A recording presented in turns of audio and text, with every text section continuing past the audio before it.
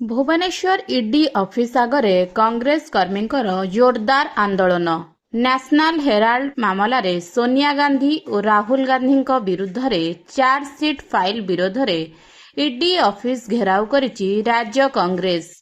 PCC सभापति भक्त चरण दास नेतृत्व में एकाठी होइछंती शह शह कांग्रेस कर्मी।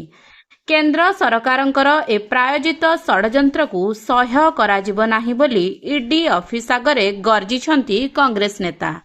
आगकू आंदोलन को आहुरी जोरदार कराजिब बोली कहिछंती वरिष्ठ कांग्रेस नेता जयदेव जेना और मोहम्मद मुकीम। आज सारा देश में ईडी कार्यालय घेराव करा जायथिबा बेले राज्य कांग्रेस मध्य विरोध करिछि।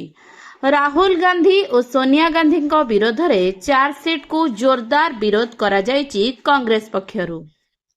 भुवनेश्वर ईडी ऑफिस आगरे कांग्रेस कर्मी जोरदार आंदोलन।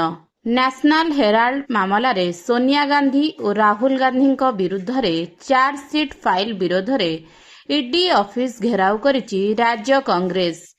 पीसीसी सभापति भक्त चरण दास नेतृत्व में एकाठी होइछंती शह शह कांग्रेस कर्मी।